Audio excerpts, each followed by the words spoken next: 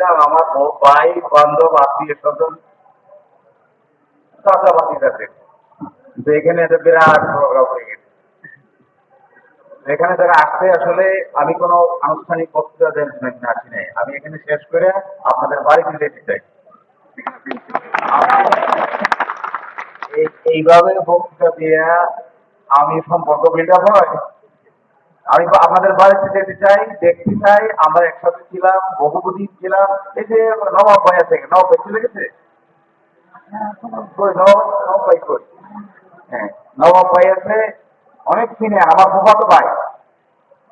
তারপরে এখানে অনেক মানুষ আছে, আমার আপন চাচাতো ভাই আছে, আমার বাবার আপন চাচাতো ভাইয়ের ছেলে এখানে আছে। এখানে আরো অনেকেই আছে যাদের মানে যারা এখানে কাজ করছে, জীবিকার সন্ধানে আসছে। আপনাদের প্রতি আমার একটা অনুরোধ হইল, এদেরকে আপনারা সহানুভূতির দৃষ্টিতে দেখবেন। ইনশাআল্লাহ। আর দুই হলো, এরা অনেকে আপনাদের অধীনে কাজ করে, আপনাদের ফ্যাক্টরিতে কাজ করে, কারো দোকানে কাজ করে, কারো বাড়িতে ভাড়া থাকে, কারো ঘরে ভাড়া থাকে। অনেক সময় আর্থিক টানাপোড়েনের কারণে অনেকে সময় মতো হয়তো ভাড়াটাও পরিশোধ করতে পারে না। আপনারা দয়া করে এইটাও সহানুভূতির দৃষ্টিকোণ থেকে দেখবেন। আপনাদের দোকানে যে কাজ করে, আমি জানি এই ডিউটি অনেক কঠিন, অনেক কষ্ট, অনেক পরিশ্রম। গার্মেন্টসে কাজ করা সকাল থেকে রাত পর্যন্ত, শুক্রবার ছাড়া আর কোনো পর্যন্ত নেই। কোন দিকে সকাল হয়, কোন দিকে রাত হয়, আল্লাহ মাহমুদ ছাড়া কেউই জানে না। দুপুরে পাওয়া যায় 1 ঘন্টা ছুটি, বিকালে পাওয়া যায় নাস্তা খাওয়ার ছুটি। এই 1 ঘন্টার ছুটিতে বাড়িতে যাইতে আর আসতে পিঁপড়ার মতো সময় চলে যায়। আর বিকাল বেলা নাস্তা খাওয়াটা ভিতরে খাইতে হয়। রাতে 10টা-11টায় বাইরে বাড়িতে গিয়ে দেখে আর শরীর চলে না, জানা চলে না, কিছুই চলে না। পরের দিন সকালবেলা উঠে আবার 8টার সময় ঢুকতে, তো খুবই কঠিন জীবন। শুক্রবার, আজকে এখানে আমি শুক্রবারে আসবো, এই কথাটা বহু মানুষের সঙ্গে আলোচনা করে কোন সময় ভালো হয়, কোন সময় তাদের কাজ থাকে না, কোন সময়টা তারা গেলে সময় পাবে, অনেক দিন ধরে আলাপ আলোচনা করেছি। তো আপনাদের প্রতি আমাদের এই অনুরোধ, আপনারা যে মালিক বৃন্দ আছেন, যে মালিককে আপনারা চিনেন, যে মালিকের বাড়িতে এরা ভাড়া থাকে, যে মালিকের দোকানে এরা কাজ করে, আপনারা যে যেখানে যে অবস্থায় আছেন, আমার এই ভাই, আমার এই ভাবিটা, আমার এই আত্মীয় স্বজনদের প্রতি আপনারা সহানুভূতির দৃষ্টিকোণ থেকে তাকাবেন। এদেরকে ভালোবাসবেন, ভালোবাসতে শিখাবেন।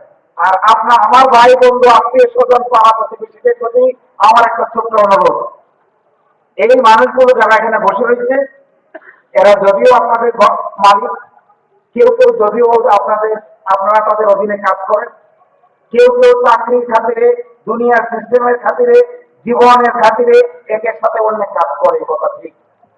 কিন্তু আপনারাও এই মানুষগুলোর প্রতি শ্রদ্ধার দৃষ্টিকোণ থেকে তাকাবেন। শুধু মালিক না, অমুকের দোকানে কাজ করি, না গেলে মনে হয় বাড়াটা বাড়াই দিবে, এরকম না। মন থেকে, শরীর থেকে, আত্মা থেকে যতটুকু করার করবেন, আর এরাই মন থেকে, শরীর থেকে, আত্মা থেকে আপনাদের জন্য ভালো কিছু করার চেষ্টা করবেন। এইটা যদি হয় তাহলে আমি খুব খুশি হব। এইটা যদি হয়, এই ভাই বন্ধুরা যদি আপনাদের প্রতি এই ধরনের মায়া মহব্বত দেখায়, আর আপনারাও তাদেরকে এটা দেখান, তাহলে আমি খুব খুশি হব জেনে যে এই কাজটা এখানে হচ্ছে।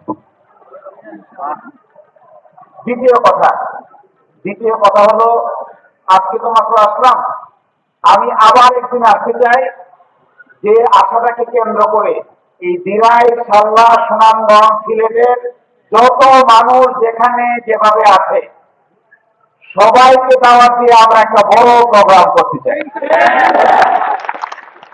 এই বড় প্রোগ্রামটাতে আপনারা এখন থেকে যার সাথে দেখা হবে, যেখানে দেখা হবে, এইখানে না থাকলেও কাছে যে আছে তার সাথে দেখা হবে, ফ্যাক্টরিতে দেখা হবে, কাজ করতে দেখা হবে, সেখানে নারী পুরুষ সমন্বয়ে সকলকে নিয়ে আমরা একটা বড় মিটিং করবো। আমি সেখানে চাই একদিকে পুরুষরা থাকবে, আর একদিকে নারীরা থাকবে।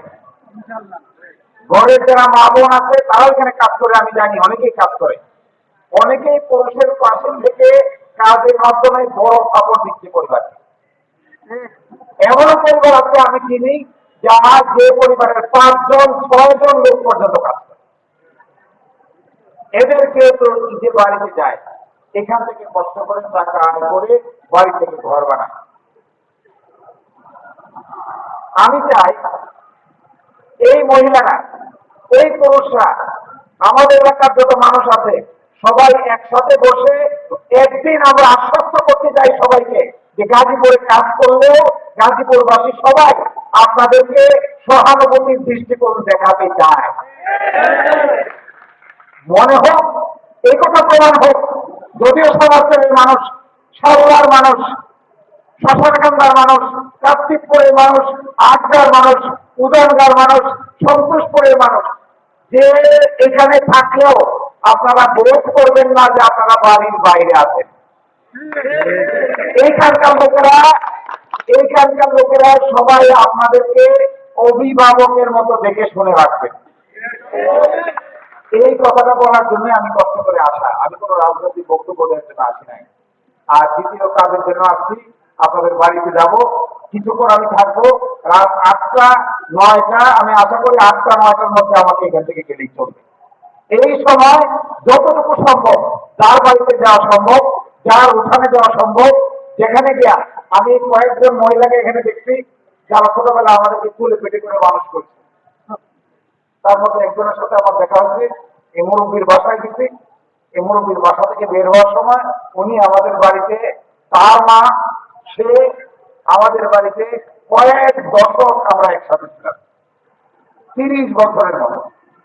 আমার পূর্বপুরুষকে দেখেছি, আমার বাবাকে দেখেছি, আমার বাবার সবচেয়ে বড় ভাই, তিনি এদেরকে একসাথে ছিলেন। এখানে এসে দেখি সেই মানুষ, একই মানুষ। এটা আমাদেরকে আবেগ আপ্লুত করে, সেই দিনের কথা স্মরণ করায়।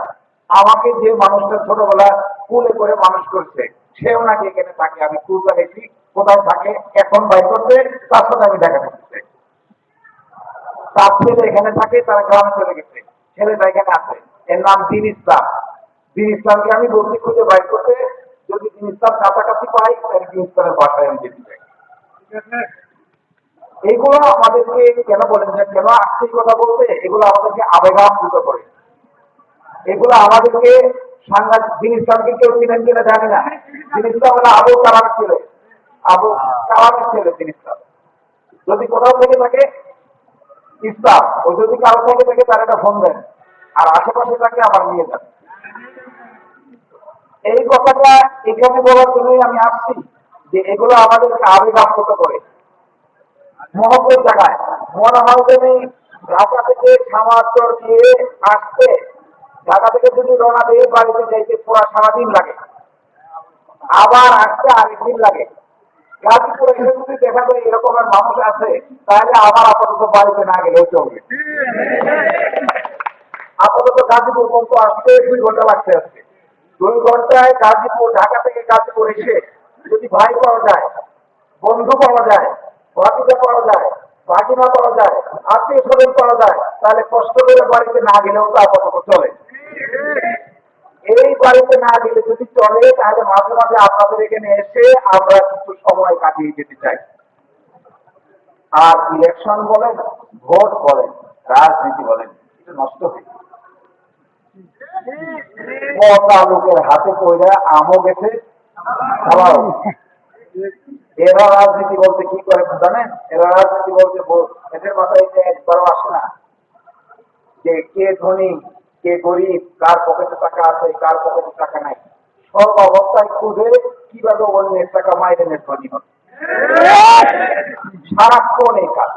আমি গেছিলাম সাল্লাহ, গেছিলাম দিরাই, গিয়ে দেখি এক শ্রেণীর মরণে করে কি থানায় বসে দালালি করে। এর কাছ থেকেও টাকা নেই, এর কাছ থেকেও টাকা। পুলিশেরও পেট ভরায়, পিওনেরও পেট ভরায়, আর মাঝখানে গরিব মানুষের জীবনের 12টা বাজে। এই ধরনের রাজনীতি আমরা এই দেশ থেকে চিরতরে বিদায় করে দিতে চাই। এইটা কোনো রাজনীতির নাম না, এটার নাম হলো চুরি এবং ডাকাতি। এই ধরনের রাজনীতি বাংলাদেশ থেকে দূর করতে পারে শুধুমাত্র পরিচ্ছন্ন একটা রাজনৈতিক দল আছে, এটার নাম বাংলাদেশ জামাত ইসলামী। বাকি কেউ এটা দূর করতে পারে না। কারণ কি, বাকি কেউ টাকার লোভ সামলাইতে পারে না। ঠিক। বাকি কারো পক্ষে অন্যের পকেটের টাকা নিজেরটাও নিবে, অন্যেরটাও মনে করে নিজেরটাও খায়, অন্যেরটাও খায় ফেলে। অবাক করা একটা দরকার না। আরেকটা ছোট্ট কথা বলে শেষ করে দিচ্ছি। এবার বাড়িতে গিয়ে এক লোক আসছে গ্রাম থেকে আমার কাছে আইসে বলে জামিন নিতে আসে। কিসের জামিন? বলে হাইকোর্ট থেকে জামিন নিতে আসে। এত গ্রামের মানুষ হাইকোর্ট থেকে জামিন নিতে হবে, কি করতে হবে? আমার ছেলে রে ধর্ষণ মামলার আসামি করে। তো আমি কাগজপত্র নিতে একটু বললাম, কাগজপত্র নিতে কি মামলা আসামি করতে দেখি। কাগজপত্র খুঁজে দেখি কোথাও ধর্ষণ নাই। কে করছে তোমার বিরুদ্ধে মামলা? অভিযোগ করছে। যে করতে বলতেছে তাই আমি ব্যক্তিগত বলেছি, তাই আমি একটা কল দিলাম, এই তুমি যে মামলা করতে কেন? ভাই আমার মেয়ে ধর্ষণ করছে। তো কাগজে তো ধর্ষণ নাই।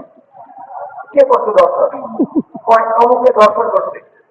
আমি বললাম সত্যি কথা বলো, যদি মিথ্যা বলো তাহলে তোমার বলো জেলে পাঠাবো। ভয় দেখাইলাম। আসলে আমি তো জেলে পাঠাইতে পারি না, কিন্তু ভয় দেখাইছি। আসল কথা বলো। কিছুক্ষণ পরে বলতে বলতে বলে ভাই আসল কথা কি জানেন? ওই মরল সাপ বলছে মামলা করতে, তাই মামলা করি। আর যদি মামলা না করি আমার পক্ষে গ্রামে থাকাটাই কঠিন হবে। আচ্ছা আপনারা বলেন, এই ধরনের পরিস্থিতির শিকার আপনারা হন নাই?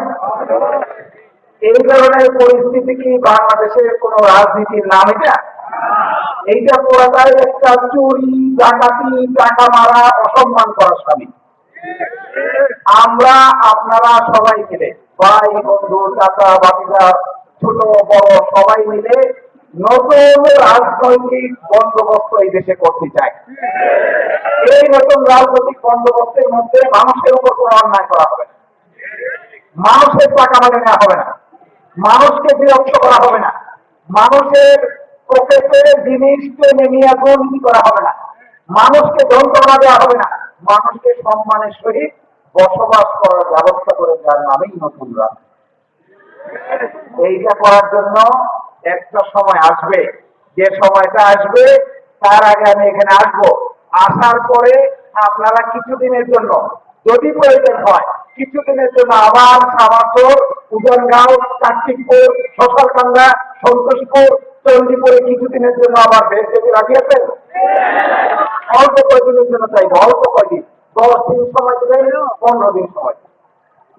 এই 10-15 দিন সময়ের মাধ্যমে এখান থেকে ওখানে গিয়া মানুষের সাথে একসাথে দাঁড়িয়ে সত্যের পক্ষ অবলম্বন করে আমরা একটা নতুন কিছু তৈরি করবো ইনশাআল্লাহ। এই নতুন কিছু তৈরি করার জন্য আমি এখানে আজকে আসছি আপনাদেরকে দেখতে। আমার এই ভাইদের সাথে আপনাদেরকে পরিচয় করে, অনেকের সাথে অনেকের পরিচয় নাই। কেউ হয়তো আপনাদের মালিক পক্ষ আছে, এখানে দেখে হয়তো ভাবতেছেন আরে স্যার ছাড়া কোন স্যার বলি, এখন দেখি স্যার এখানে সশরীরে হাতে লেগে গেছে। এরকম কেউ আছে এখানে? আছে তো একজন ব্যবসায়ী, বাস্তবে গেলে দেখতে পাবেন।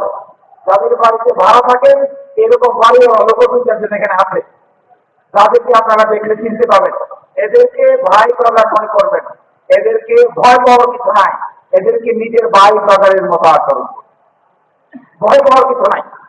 যদি কোথাও থেকে যান, এই কথাটা বলে শেষ করে দিচ্ছি, যদি কোথাও থেকে যান পাচ্ছেন না, আর্থিক কষ্ট হচ্ছে, অসুবিধা হচ্ছে, সমস্যা হচ্ছে, বাচ্চা কাছে পড়াশোনার সমস্যা হচ্ছে, দোকান ভাড়া দিতে সমস্যা হচ্ছে, দোকান বাকি দিতে সমস্যা হচ্ছে, বাড়ি ভাড়া দিতে সমস্যা হচ্ছে, তাহলে অত্যন্ত সঠিক পরামর্শ নিয়ে এদের কাছে আপনার সমস্যার কথা বলবেন। আমার বিশ্বাস এরা আপনাদের সাথে বসে এই সমস্যাটার সমাধান করে দিবে।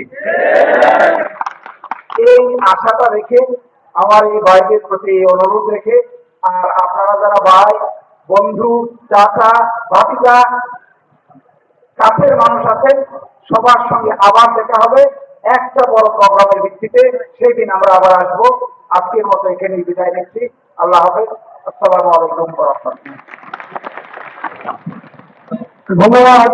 প্রিয় শিশিরময় রায়, এ পর্যায়ে আমি এ পর্যায়ে দেখে দিচ্ছি আমাদের গাজীপুর জেলা আইনজীবী সমিতি সম্মানিত শাখার বাংলাদেশ জামাত ইসলামী আইনজীবী সমিতির শাখার সংগ্রামী আমির জনাব মোহাম্মদ শাহজাহান সুরারি ভাই। এর মাঝে সরাসরি বক্তব্য দেওয়ার জন্য আন্তঃরাষ্ট্রের সংগ্রামী সভাপতি জনাব মৌলানা জাহাঙ্গীর কবির ভাইকে সুবিধা অনুরোধ করছি। সম্মানিত সুধীবৃন্দ, আজকে আমাদের প্রান্তীয় ইসলামী শহীদ কাফেলা সারা বাংলাদেশের ইসলামের নেতৃত্ব দিচ্ছেন। এই সভাতে বাংলাদেশ পার্লামেন্ট থেকে জাতীয় সংসদ নির্বাচনে আমাদের প্রিয় ভাই সিলেট সুনামগঞ্জ থেকে যে নির্বাচন করবেন, সেই নির্বাচন হচ্ছে আল্লাহর আইন এবং সত্যকে শাসন। আমরা কি চান না বাংলাদেশ আল্লাহর আইন এবং সত্যের শাসন থাকবে? আমরা এই তৃণমূলবাসী এবং ওই এলাকাবাসী